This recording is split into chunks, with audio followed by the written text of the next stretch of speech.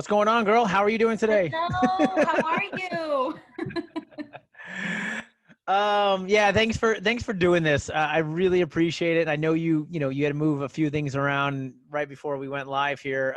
You were telling me about some meetings, and meetings were moved and meetings went longer and stuff. So, tell me how's it going out there? How's it going, on the streets? How's it going representing brands? What's the state of the industry right now?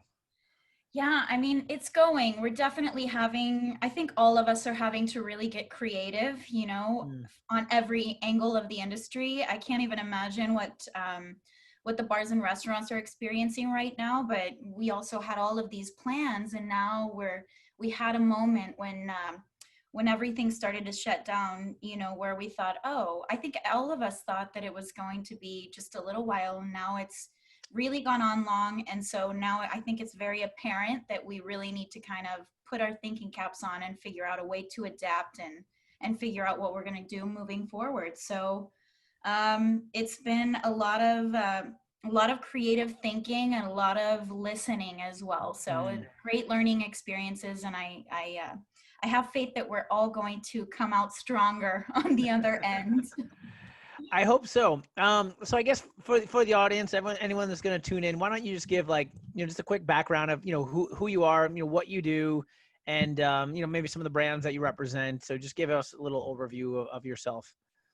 Yeah, well, my name's Camille. I've been working on the brand side for about 7 years now, all with the same company, although over the years I've kind of focused in different areas. A lot of people know me as La Loba because Which means I what? work, which means the mezcal she-wolf. La Loba Mezcalera is like the full nickname. Love it. But I had the opportunity to work for a long time, for about 5 years, with an incredible brand called Montelobos, and I still indirectly work with Montelobos. However, now I'm covering the whole portfolio and working very closely with our ambassador team that we're slowly but surely starting to grow. So we have a little mini wolf pack. And it's been a really great experience. I've really focused on mezcal, and we recently launched a Mexican heirloom corn whiskey. So this is a category that I'm really not that familiar with, that I've had to just take a total crash course in learning the world of whiskey. It's similar to mezcal and agave spirits in a way, but completely different at the same time. Yep. So it's been a really great experience, to be honest. Yeah. And whiskey in Mexico, is that been a thing that we just never knew about, or is it a new thing? Like, what's the state of whiskey in Mexico? Yeah, well, I mean, it's always been a thing as far as consumption goes. Mm. Mexicans have always loved whiskey from, I think, dating back to 150, 200 years ago. And the thing about Mexico is that, as you know, because you work so closely with Mexican spirits, we have some of the most amazing endemic raw materials that are around. True. So it's only been in the last recent years that distillers and producers have really started to kind of focus on maize and ancestral corn varietals, and have started to play around with whiskey. So I think we're about the 5th brand that I know of making whiskey in Mexico, and the rest are very new as well. So we're learning as we go. We're learning how to deal with our different climates. We're not a climate like Scotland or Ireland or Japan, but we have some of the most incredible corn. Yeah. And a little special technique that I'll talk about a little bit later. But I think that has really sparked a conversation to just, really explore other raw materials and also support local. I mean, I think that that's where we're headed right now, especially with this current situation that we're living. We have such an opportunity. All of them. All of them. We have such a great opportunity to really, support our local producers, and why not? Yeah. Well, this is what you're talking about right here, right? This bottle? That's the one. I have mine also ready. Oh, nice. Should we crack it open? I mean, do we wait? Let's crack it.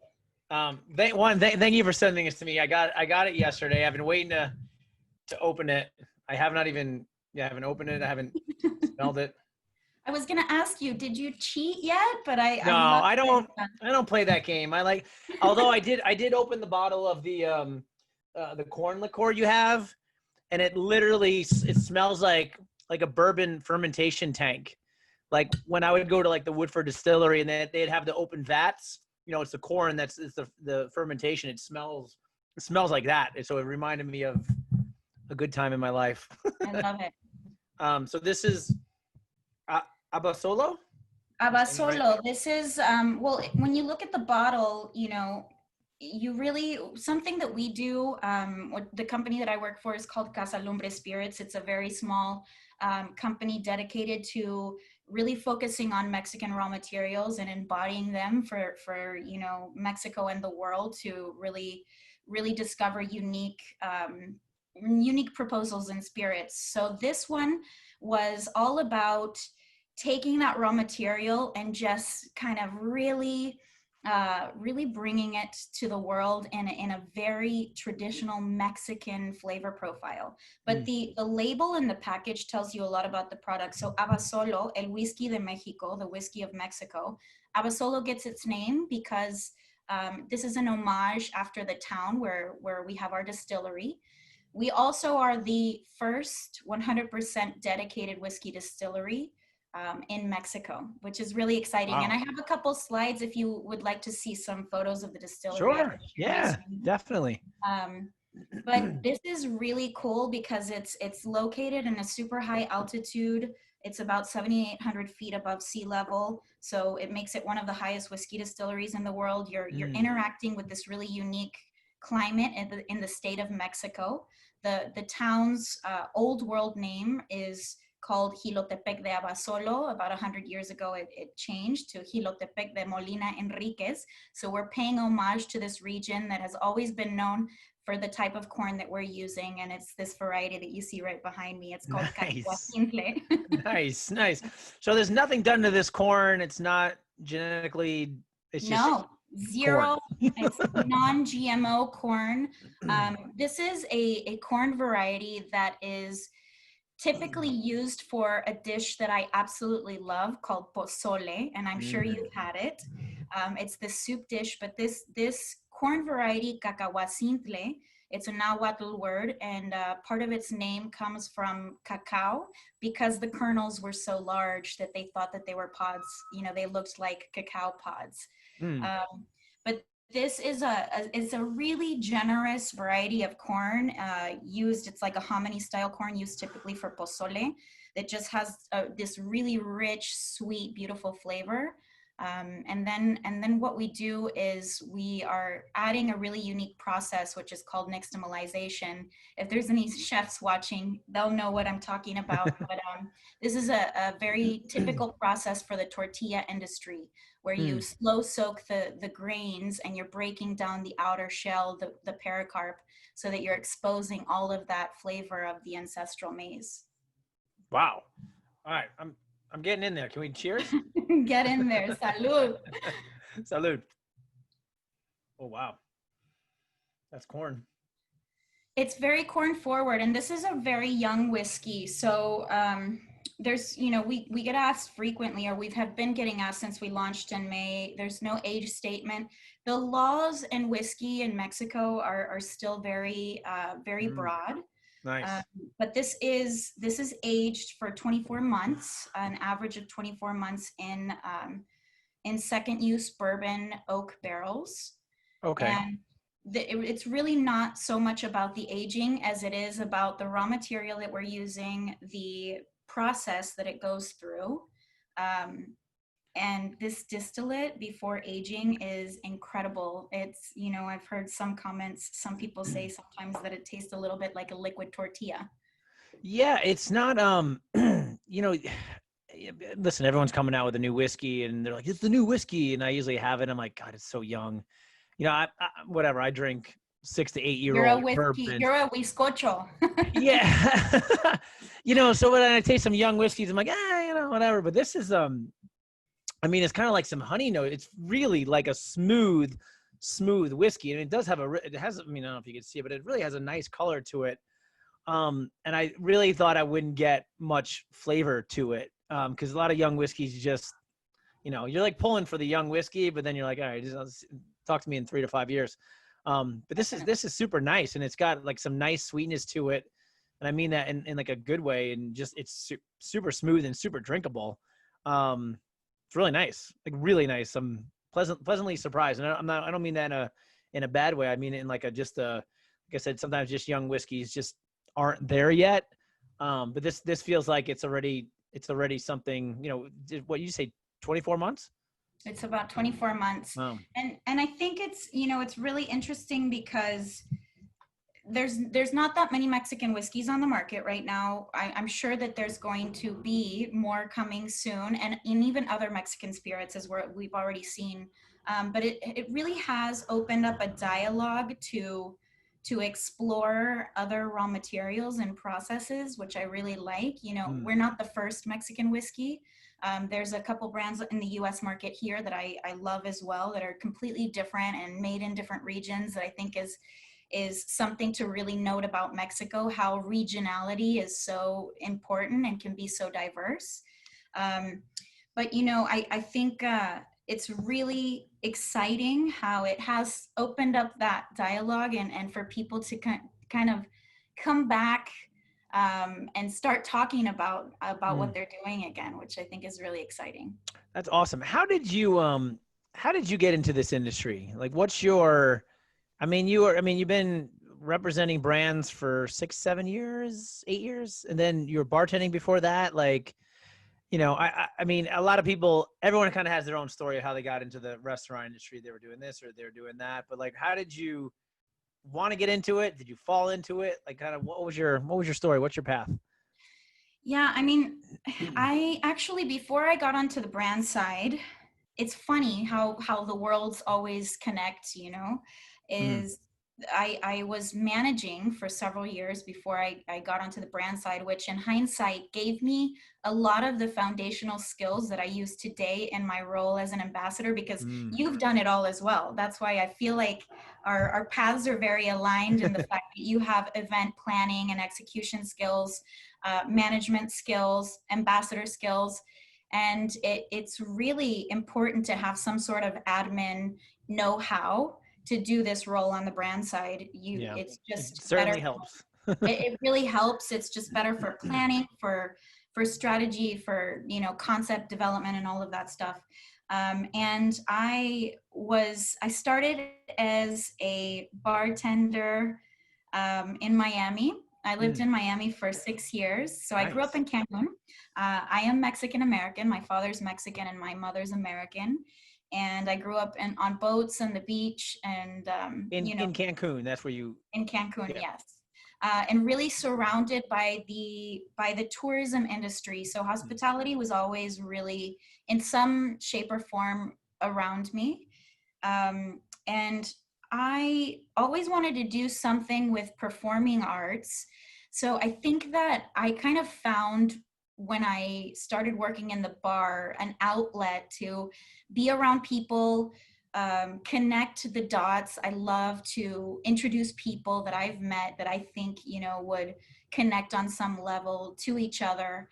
So I started doing that. And I think I really developed this skill of really being a good hostess. And, that's a skill that I still use today. And I've used all throughout brand ambassadorship as well. So I started working in bars, about 6 years in Miami. Then I moved into management and moved to New York. It was always a dream of mine to live in New York. Wait, did you move into management because like you're like, I need to make the change, or did they sucker you into management? Like, how did that go? No, I've always been one to, once I get to a certain point in a stage, I always want a new challenge. Gotcha. So that's just kind of how it progressed. And I had the opportunity, and I really wanted to develop my own program and all of that stuff. And it was a great learning experience. And then I got to move with the company that I was working at the time to New York to do an opening. So I've done about 4 openings, and I'm sure as well, it's very rough. Fun. But you always learn something great along the way and become stronger. That's true. that's the approach I take. Right. And then, you know, as I was throughout the time that I was managing, I kind of stayed at these two places that I worked with at for a long time, and I developed a clientele, and in that clientele were the owners of Casa Lumbre. So the owners of Casa Lumbre, their very first brand was Milagro Tequila. So every time they would come to Miami, they would come to visit me. And I'd always, you know, make their reservation and take good care of them and everything. And then I moved to New York, and then they started visiting me where I worked there as well. And this friendship kind of grew. So by the time they were getting ready to launch Montelobos, they, you know, hired me to do a couple launch events for them and bartend some events in Brooklyn. And that's when they told me, we would love for you to be our ambassador. Nice. Then a little time went through, but that's kind of how I full-time transitioned from the bar over to brand ambassadorship. And I really have, I mean, it really did change my life, because once you start working with mezcal, I mean, I grew up in a place in Mexico that really doesn't have, I mean, Cancun is such a young city. It's a 50-year-old city. We just had the 50-year anniversary this past year. Wow. Yep. My dad was one of the founders of the city. He's an oceanographer. So, really? Yep. So what was Cancun before 50 years ago? Just it was a lot of swamp areas. You know, Yucatan is a state that has tons and tons, hundreds of years of history and culture. And it was just really not they were towns, beach towns, but it wasn't really anything developed. So wow. It's really interesting how working in mezcal and really starting to frequent places like Oaxaca. I mean, I've always had family in Mexico City, but really to spend time there, getting to know the city and the industry, completely changed my path, and it unleashed passions that I knew were always there for culture and for travel, but really kind of honed in on those passions. Yeah. So do you think, I mean, ever since I met you, you've always seemed like one of those people that are always progressing, always moving. Like you mentioned before, you're like, I'm someone that's going to do the next thing. Ever since I met you, you always seem to have something else that you're doing, a new idea. You're always kind of progressing in life. I mean, does that come from like your parents? Does it come from your dad as someone who like founded this city? Or is it something that you just sort of developed on your own? Or is there are people in your life that you think have been influenced on the way, you know, you look at life now? Yeah, I think there's been tons of influence. I mean, definitely, you know, some has come from my family, that they've always really taught my sister and I to, you know, always kind of want to better ourselves. And a lot has been influence from my company. You know, we've worked together for 7 years, and it's really been inspiring to see how they have completely gone from one brand to then to eventually 3. It was Montelobos, and then we launched Ancho Reyes in 2013, and then now it's become this whole portfolio of the sky is the limit. Let's explore Mexican flavors and see how far we can get with this. So I think that enables you, when you're surrounded by people like that are inspiring in their own right, that really enables you, and that listen to your ideas, and that hear you out and allow you to have that trial and error. I think that inherently inspires you to also want to challenge yourself. Yeah, that's really cool. And it's nice to hear. I mean, you see so many people that go through work, businesses, companies, and they have to toe the company line. They have to get in line. It's you know, the role you have is a creative role. You know what I mean? So if they bring someone like you in and say, we got to do this, and this, why bring you in? But it's really nice to hear. And I just don't think you get a lot of that these days. I think sometimes you just get people that are like, this is how we do it, so do it this way. And then, you know, for you, like you always, I could be wrong, you always kind of, like you do now, you have a smile on your face. Like you always seem to have this energy about you. And like I said, I don't know, it's just from who you are. But a lot of times it comes from what you do in your daily life. And I'm sure, you know, you have some tough meetings like you might have had today, but the overall thing is like people kind of let you do your thing. So I think that's really cool. And I wish there was more businesses or more companies like that where they could hire people and let them be who they are. But unfortunately, I think nowadays it's too much of like, no, this is how we do it. So this is how you're going to do it. And I think it makes people miserable is kind of why I bring it up. I think you see a lot of people that are in these miserable jobs, go into offices with bad lighting, getting in traffic, and they're just towing the company line. And I know I'm kind of ranting, but it's just kind of nice to hear that I see your smiley face a lot, and it has to do with like a business or company that lets you be who you are. So I think that's really cool. I mean, I agree with you completely. You know, it's funny that you say the lighting, because especially now that we've been in our homes working from home office for 3 months, I'm just like, what's the brightest corner of my apartment that I can sit in every day to not go crazy? You know, Correct. It really does make a difference.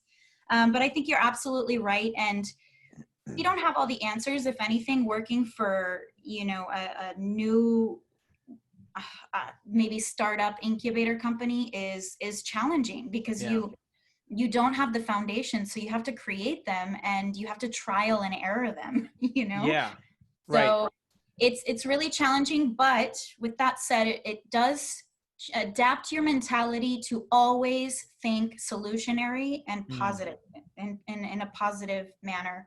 So you are, you know, we're never just like getting stuck in the challenges that we have, because that won't push us forward. We have to sit and accept it and say, all right, we're going to make the best that we can out of a really tough situation.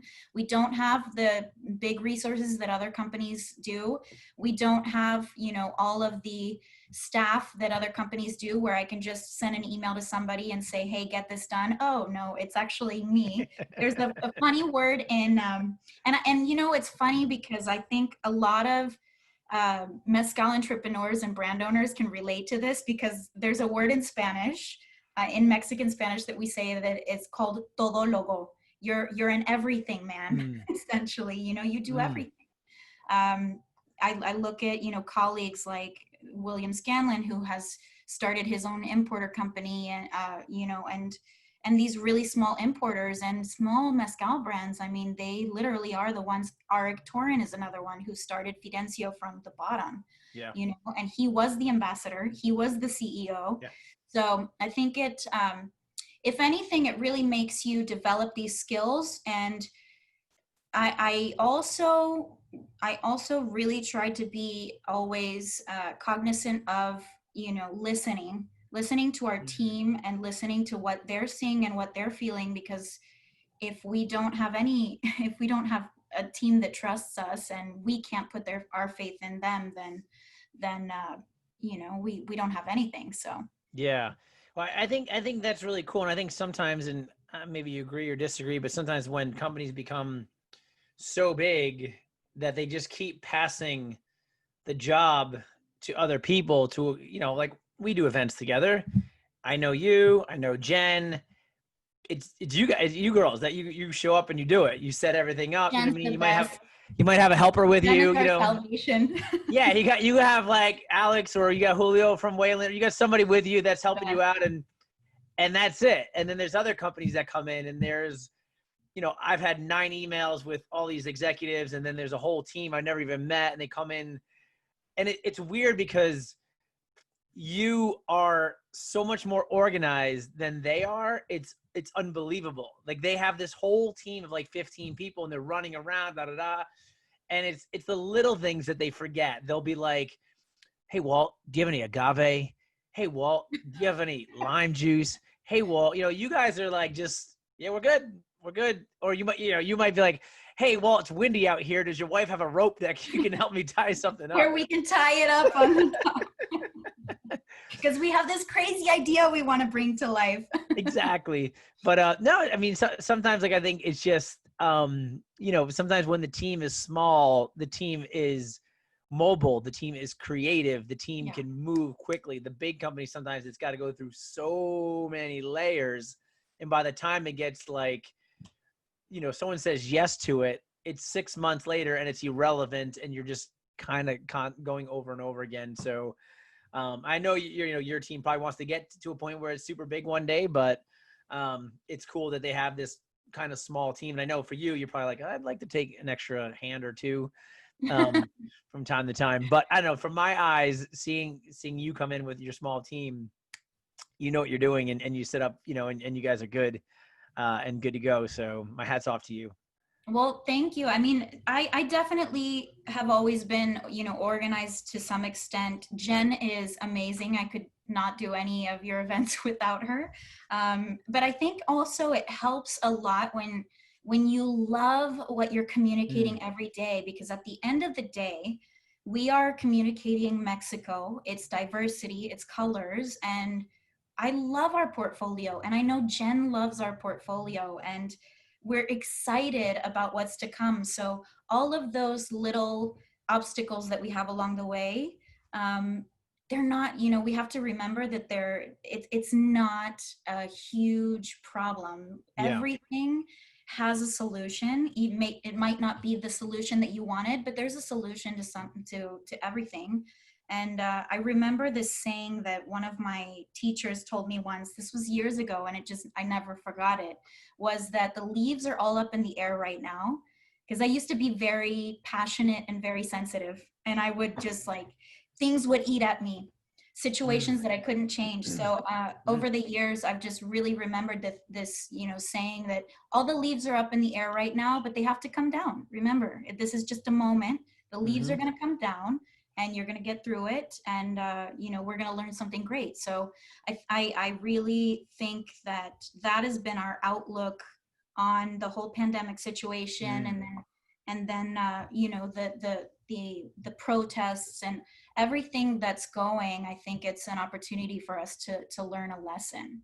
Yeah, that's a great way to look at it, and you kind of almost have to look at it that way. I mean, I see, I don't know. I mean, I try to stay off of the social media, but I get on it a little bit. I'm posting some stuff and doing some things, and it just seems like, I mean, the last couple of days, all I've literally done is get on and try to scroll through and find happy stuff and like it, so I can get that back into my feed, because all I get is just negative and people arguing, and then it's the arguments are just almost not making sense in my head. I'm like, you're both making sense. You're both saying the right thing. You're just arguing over whose point is better than the other person's point. And it was funny too, because my wife an Apple Watch, right?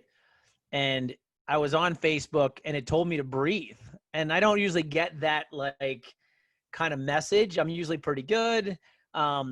Everything's fine. And it was literally breathe. And I was like, oh, I'm literally scrolling on my phone, getting intense. And I don't ever get like that, but it seems to be a constant thing that's happening, especially in our industry right now, amongst people that, I mean, you probably know, if you see an argument, you probably know both of them, and you're probably like, yeah, they're both pretty good people. Like what's happening? So, I mean, but I think it's a chaotic. I mean, people are stuck at home. People don't have jobs. People can't go outside. People can't work. And then all this other stuff is happening around it. And it's creating this just kind of turmoil thing. So, just your point of the leaves are up, they're going to come down. We will get through this, but hopefully we get through it as better people, in more loving way, and more friendships continue, instead of, I'd hate to see us get through this and then we hate each other more. So I don't know. I mean, like I said, I've been trying to keep away from a lot of the negativity on social media, but it's kind of hard. So I don't know if you're on social. I think you seem to be a social media person. What's your take on all the conversations that you see?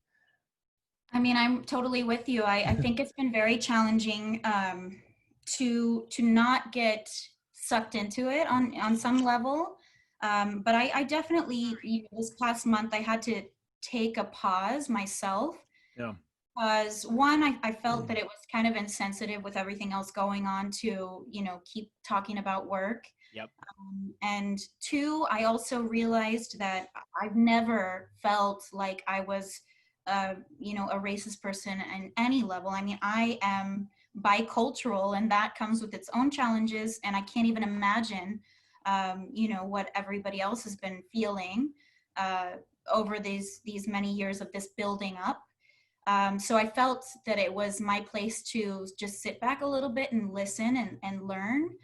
And, you know, I really hope that we collectively see this as an opportunity also to change the industry, because I feel like this was a blessing in disguise, so to speak, because we were getting to a real point in the industry with brands and with bars and restaurants where it was on both sides. It was gimme, gimme, gimme.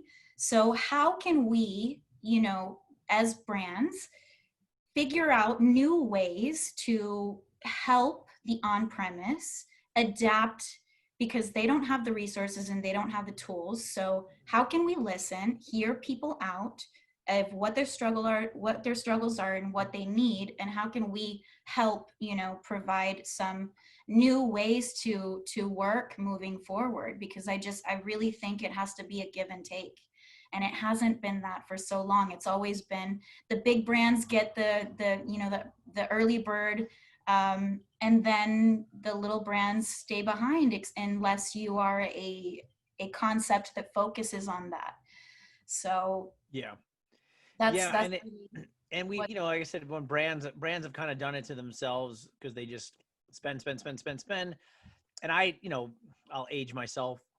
When I bartended 22 years ago, you know, we used to get, like, the big thing was like a beer at a Yankee game. Like, that was the thing. There was no free trips to Tales of the Cocktail or London Cocktail Week.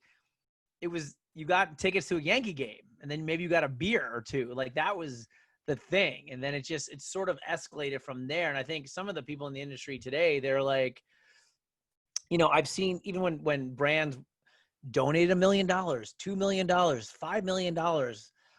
And then people's response will be like, oh, you should have gave more. And I'm like, wow, it's $5 million. It's pretty good, you know, like maybe they could have gave more, maybe that, you know, but so it's like this like I said, it's this never ending back and forth where I'm like, somebody just gave $5 million to the industry. That's a lot of money. And for some people to say, oh, you know, we want more, we need more. I feel like that person, if that company would have gave $20 million, would have said the same thing. But again, like I said, I think brands have just sort of did it to themselves over the last 10, 15 years where they just outdo each other. Oh, you're going to do this? I'm going to do this. You're going to do this? I'm going to do this. And it's really gotten to a point where it's almost expected, you know, and I've talked to bartenders, they're like, I want to go on that trip. I want to go there. I'm like, man, it's like a $5,000-$8,000 trip for one person. But it's such a normal thing these days that everyone is just so expected. Like I said, when I bartended, man, I got my first Yankee ticket and I was like, what is this? I called my dad. I'm like, I'm at the game. I got a free beer, you know? And like I said, now if you're not getting a private jet somewhere, it's tough. And I think that's where the relationship went. It was just the pay me kind of thing. And I've been preaching it for the last couple of years. I've done a couple of programs where I'm trying to help bartenders, and I love that approach. I love that approach where you can talk to them on a more relatable kind of level and have these different conversations and say, what do you really need? What do you really want? What are you looking to do? How can I help you? How can we really help you? I mean, just paying a bar X amount of money doesn't help the bar industry. It doesn't help the bartenders. It's literally just, you know, it just becomes down to a transaction. And I think that's kind of where you got, and that's why people like just arguing over stupid things. And people, you know, I think the industry needs people like yourself, right? And there's other like brand ambassadors or whatever your title is these days to really create these relationships, to go to these bartenders and these whatever key influencers or whoever and say, you know, what are you up to? What are you looking to do? What's important to you? You know, so you can listen and go back to the brands. Like I said, when I was doing some brand ambassador stuff, I was lucky where I had some bosses that were like, they listened to me, and I would say, hey, we're doing things this way, but we should really be doing it a little bit like this and a little bit like that, a little bit like this, because that's what the industry really wants. Like, yeah, they'll take money, but there's a lot of other things that's more important to them than anything else. So I think it's just, I think discourse conversations face to face is what's lacking sometimes, instead of just that like transaction or that social media post. You know, and it just, I don't know, it's missing more of this more than ever, I think. No, I totally agree with you. You know, I think now more than ever, we have really started to think more about partnerships, true partnerships. How can we support our accounts, but do something meaningful? Because the advocacy department, I know a lot of ambassadors have felt this, you know, over the last 3 months. What is my life going to be like without the on-premise? And I think it's just really, listening is such a powerful thing. And even with the situation that's going on right now in Oaxaca, you know, and all of the mezcal producers that are really struggling to get their products, you know, out there, is rethinking it. You know, I just bought a bunch of little flasks from local mezcaleria from Rey Campero. I think the 375 presentation is a great way to go about it. It's about giving people an experience, a little piece of being out with your community at home, and coming back to what the essence of what mezcal was in the very beginning. For starters, you know, it was all about sharing with those loved ones around you, and not about commercializing. So how do we bring that genuine initial experience back? So we will get through it, you know, but I think it's exactly that, about exercising our creative muscles and listening. Yeah. Yeah, and I hope that happens, and I hope people kind of get to know people and maybe reach out directly. Like I've seen a bunch of Facebook stuff, and I'll just text people and be like, "Hey, I'm not jumping in this thread, but I want to know, you know, like and I guess a lot of I've been texting people being like, "Hey, I love what you posted. I love what you're doing. Keep going." You know, like, and I just can't jump on the thread because it just gets so much. Like I said, it Overwhelming. it hurts. Like I said, and I don't even do it, and I can't imagine the people that are doing it, how much it hurts. And I know it comes from a good place, right? I know people are trying to put bad things out there. And the thing about the internet, it really does expose people. And I think that's a good thing. I think a lot of people need to be exposed because there's some bad people out there, right? And I think our industry has had some really bad actors for a very long time. I think it's been super unsafe for a very long time. And I think it's great that people are getting exposed, you know? I just hope that when the leaves do fall, that people start get to know each other and find out who people really are inside. And, you know, we could kind of move this industry together. You mean, this industry is very powerful. I always call like bartenders untapped entrepreneurs. Like I said, they're all creative, just all creative people with all these ideas. And if we could just get everyone together, you know, there's power in numbers. And I don't know, it just seems sometimes there's certain things that just divide this industry. And I'm like, man, we're like 99% the same people. We're all like crazy up here. Like I know I am. And the bartenders I talk to, I'm like, you're fun. You're crazy. You're entrepreneurial. You have these ideas, and you have all this energy. Just don't take it tearing down other people's walls, in other people's buildings, other people's projects inside. It's, you know, I'm a big advocate of building your own thing. So I'm very hopeful that this industry gets together and supports those little buildings that are positive and that are good, and that people can get behind those and help build those structures. And just like I said, hopefully when we get through this, we're all moving in the right direction when the leaves fall. Absolutely. Absolutely. So tell me about this. Well, Nixta is a really, really cool liqueur that we launched at the same time as Abasolo. And we were already scheduled to launch both of these products in May in the US. And of course, as you know, the whole lockdown situation started happening early mid-March. Oh. We had to pause and internally regroup and figure out if we were going to continue the launch. Or what we were going to do, because we had just onboarded a small team here in the US. And we decided to go ahead and move forward with our launch, but we are donating from the moment that we launched in May to August 1st, 100% of our global proceeds are going to Another Rally, an organization here in the US that helps the hospitality industry. And then Cool. also Culinaria Mexicana, which is an organization in Mexico. So those are the two countries where we have distribution right now. But we went ahead and launched Nixta at the same time as Abasolo. I'm going to pour You're donating all your proceeds? 100%, all in. Wow. All in. I mean, it's honestly the only way that we felt comfortable in doing and moving forward with a launch. You know, how can we? I know. Yeah. How Hey, can we? everybody, here's a new product. I know you're like, your lives are shattered, but. And honestly, you know, throughout our whole trajectory with Montelobos and with, you know, spirits like Ancho Reyes, the bars and restaurants, the on-premise has been such a deep-rooted part of our, you know, awareness on these brands. And we really couldn't do it without the on-premise. So we felt that we had a responsibility to join in and do what we could.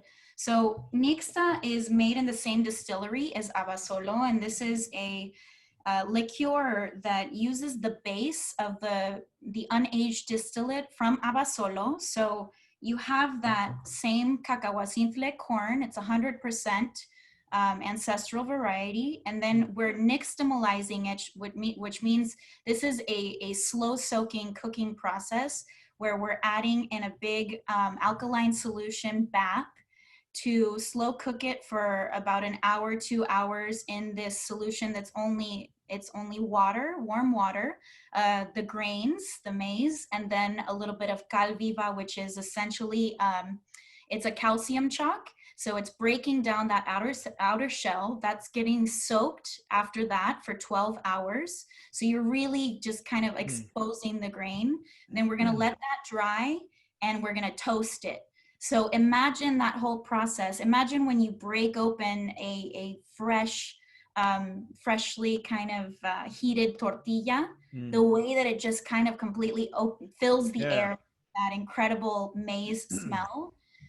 It's sweet. It is completely, it's a little bit nutty. It's fruity. It's beautiful. So that's the base for Nixta liqueur. And then we are doing a maceration with a portion of a fresh corn mash. So in Spanish, you have maíz, which is the dried corn, the kernels, and then elote, which is the fresh corn. So we're macerating those together. And we add a little bit of sweetness with piloncillo, which is a Mexican, you know, brown sugar. So you have this really beautiful. Have you tasted it yet? No, I'm with you. I just cracked open the bottle. I said it smells like a corn fermentation batch in like a distillery. And is there any other corn liqueurs out there? Not to our knowledge, you know, but it was just kind of a natural thing, especially our master distiller for Abasolo is Ivan Saldaña. So he's also the creator and co-founder of Mezcal Montelobos. He has a PhD in biochemistry. His specialization or focus, you know, since his studies when he was younger was always agave, but he's such a visionary and like loves to just explore all raw materials. So when he started exploring corn about 6 years ago, it was around the time that we had recently launched Ancho Reyes. So liqueurs were very much fresh on his mind. And this was kind of a natural progression from the whiskey. Well, let's try to make a corn liqueur because there's nothing like this on the market. And if you look at the bottle, I mean, it just completely embodies elote. It's corn. All right, I'm going in there. Absolutely. Go in there. So this is 30% ABV also. Ancho Reyes, our Ancho Chile liqueur, is 40%. It's a little bit higher proof, but this, we're still really kind of getting to know it and how it plays in cocktails. But we've found that in any coffee cocktail, of course, stirred drinks like, twists on old fashions. And then with citrus, it plays very well as well in sours and so on. It's really unique. If somebody told me there was a corn liqueur out there, I would have been like, but I knew it was you. I knew it was your company. I'm like, all right, they've nailed it with the tequila mezcal, and the Ancho Reyes is delicious. I was like, okay, I'm super interested. This is really unique, and it's a lot better than like I thought it would be. It had, tons of sweetness, but it does have a little spice, kind of to it as well, and it's not overpowering corn. Like it's corn, but it's like it's not like eating corn on the cob or anything, something like that. There's that corn sweetness to it, but I also get a little bit of spice to it. It's kind of warming. Bartenders in Mexico have told us that it tastes a little bit like pan de elote, with this like sweet cornbread. And the pastry chefs that we've tasted have really just gone wild with Nixta. And they're, kind of thinking along the lines of souffles and ice creams and that sort of thing. Yeah, so, it's a liquid cornbread. It really is. It's delicious. Like it's, like I said, you think corn liqueur, you're like, I don't know about that. But it's pleasant. It's a pleasant taste. Yeah, I almost want some ribs and some of this. Like I could see it going really big in the culinary world. It's quite delightful. So this has been out for 4 months, you said, or been out since May, and okay. It's been really rewarding because our company has been really great in listening to the few of us that are out on the field, and we're just saying we really, it's a challenging time to introduce new products, but we've gotten really crafty of how we are gradually taking, the tastings to the consumers. And it's been really exciting to see how bartenders just completely go wild with Nixta, and then whiskey aficionados and even mezcaleros are just like, what is Abasolo? This is pretty crazy. You're nixtamalizing, So it's been really exciting. Nice. So there hasn't been any pushback on the whiskey, whatever, traditionalist column, or absolutely. Like I said, better than me that you've spent longer in the whiskey world, that it is very different from the agave world. I think the agave world, we're so used to the gamut being so broad, and the rules being so new that whiskey is just like, what, you're Mexican? Why whiskey? Well, because Mexicans have always loved whiskey, and in fact, tequila aging, it can be said that was inspired by whiskey and other aged spirits. So we have some of the best corn on the planet. Why not? Why not? Yeah. And it's absolutely, we've gotten questions like why such a short aging and everything. And to be honest, I am sure that we'll release other labels, other age statements from Abasolo. We are currently playing around. We have 2 bodegas. So something that I didn't tell you earlier is that our bodega, or our warehouse, our main warehouse where we house the barrels, is all open air. So it's really beautiful. You're interacting with that extreme climate of Jilotepec. Yeah. It's warm days, but really chilly nights. So the wood is kind of expanding and contracting, and you have all of this interaction with the barrel. And then we have a separate, smaller bodega that has about half the amount of barrels, which we call La Bodega de la Virgen, the warehouse of the Virgin. And it's this old kind of 100-year building that was around, and it's completely coated in this concrete structure that allows for a really, really cool storage place. And we're playing around with some experiments in there. So nice. I'm sure we will have a longer age statement at some point. Yeah, which is cool. I mean, release a young whiskey, release an age statement one. When you say open air, is there's no roof, or is some of the walls? There is a roof, but there's no walls No surrounding. walls. Only one wall. There, it's a structure that used to be old horse stables about Cool. 80 years ago, and everything except for one side of the wall is completely open air. Yeah. It's So you're wonderful. always getting, I mean, and the weather in Mexico, I mean, what's the winters like? They get very cold, or is it not I mean, they get chilly, chilly, but so not, yeah. it could, in Fahrenheit, it could be, anywhere down to the 40s and the 50s, maybe Hmm. in the Yeah. winter. Yeah. I mean, that's the one thing that you could say about like, American bourbon is like once it hits wintertime, it's freezing for 4 months. So those barrels are not doing anything. They're sitting still. That's why I mean I've seen some heat cycled warehouses that they'll actually turn up the heat during the winter. But that's cool that you're getting it. The cold nights and the warm days and the open air. Do you think the open air adds flavor to it? I mean, does the master distiller think that? I mean, obviously you're getting more of a flow from the land. Does that add to the taste, of the flavor to it? You think? Yeah, I mean, I think every element definitely adds to Mm-hmm. the flavor. I think it's definitely, you can taste the terroir, you can taste that fresh maize, the crispness. I definitely think that every single element adds flavor. Yeah, that's So cool.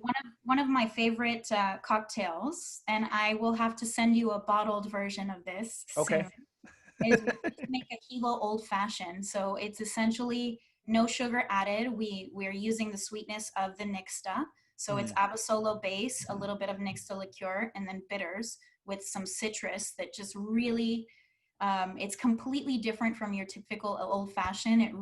There's all of these notes of like fresh maize are so present. That's Neat. cool. So Yeah. I'll have to send you one of those, and you'll really be transported All right.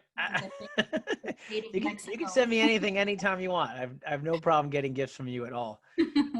So what does it look like now? I mean, I know it's tough to like say what's going to happen in the next few months. Are you in the waiting game right now? I know New York was, phase one, phase two. It seems like things are taking a little bit of a step back. What does it look like for you, for your brands in the next 3 months, 6 months, 9 months? Is it a waiting game? Do you have things planned out? I mean, what's internally kind of going on, with you and the brands? Yeah, I mean, I definitely, I wouldn't say that we're in the waiting game. We are adjusting every single Mm. day, and we're keeping, we're staying very open to any possibility. Many That's months ago, good. I mean, that's kind of where we all are, but I wrote Right. this incredible plan for the year for all these wonderful events to bring these brands to life. And we're not going to be able to do anything. I mean, Arte Yeah. Agave was one of our big plans for the year. So, um, So is mine. but I think that on a positive note, it's given us time to realize that maybe we were trying to take too much on, and maybe we Mm. did need to kind of lay some foundation before for these brands. Mm. So the rest of the year looks a lot like we are going to continue to listen. The great thing is that we've built so far in the last few months really great off-premise relationships. So the brand is available. In New York, we're available at Astor Wine and Spirits. We're going to work with them to do some tastings, and we have the brands in Philippe Wines in Chelsea, and then we're talking to some other people in Los Angeles. We're in Barkeeper Silver Lake. So also supporting local businesses that really care, and it's been an eye opener for in every sense of that statement. Mm. For us as well, moving forward of who we really want to work with and collaborate with. So I definitely, we're not twiddling our thumbs by any means. We're adapting. So Yeah. I mean, have you been talking to any bars and restaurants? And I mean, I know you are, but I mean, what's the state of New York City bar, or I mean, any area? I mean, every time I talk to somebody, they're like, yeah, I closed my bar, or this guy's closing down, or, what's the word on the streets these days? Yeah, I mean, so Jen, I love working with Jen Marshall because she's super creative as well. And we know the state in New York, especially with the whole density of the city. It's pretty crazy right now. Yeah. So he put together this little trial program called Corn Boomerang NYC, and she made these little small kits with a little bottle of Abasolo and Nixta with a pin, just to basically say, I love you. Here's a little boomerang, for the trade for this weekend. I'm thinking about you. And it's definitely been slow on the on-premise, but I personally love the to-go concept. I think it shouldn't leave even after, the world, quote unquote, goes back to normal. I Yeah. think I've seen some really great practices at certain accounts that have been doing okay were the ones that adapted very quickly after the shutdown. They changed their business model to, I'm going to be a cash and carry. I have all of these incredible, selection of bottles and everything. I'm going to offer them by the bottle, offer them by a partial bottle, do canned cocktails, do, unique to go serves. There's a bar in Mexico City that I love that did, it's a Japanese inspired bar that they did bubble teas. So they're making cocktails with all of these Mexican spirit in a bubble tea presentation. So it's been really great to see everybody's creativity come to light. And there's tons of bars in New York who have gorgeous presentation that I hope after, when we do really start to see the on-premise truly opening up, I hope that they'll keep these offers in their program.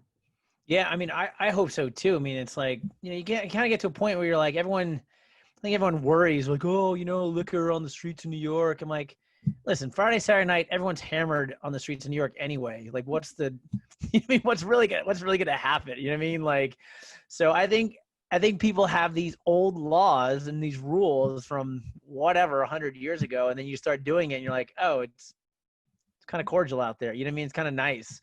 So I'm right there with you. I mean, like, let's now's the time to, like, see, I guess I'm the optimistic person too, where I'm like, now's the time to break some of these old laws, or some of these stupid things that we've said, if we get rid of these laws, these things are going to happen. And the reality is nothing's going to happen. Nothing bad is going to happen. So I hope so too. I hope that to-go stuff just keeps going. Let the bars and restaurants do their things. These old prohibition laws were put in place for some whatever reason. And it's all outdated. I think there's a lot of outdated things that are coming to light. And, now if we're going to change things, now's the time. Like I said, the internet's fighting, but the internet's also exposing a lot of stupid, useless, and a lot of nonsense that we could all get together and change. Like I said, I keep saying everyone get together so we can change it properly instead of arguing about it. So I'm right there with you on that. I totally agree, Walden. Honestly, I would love, coming out of this as a lesson, I would love to see more community and collaboration with different brands and different companies, because I think the power of community is so important.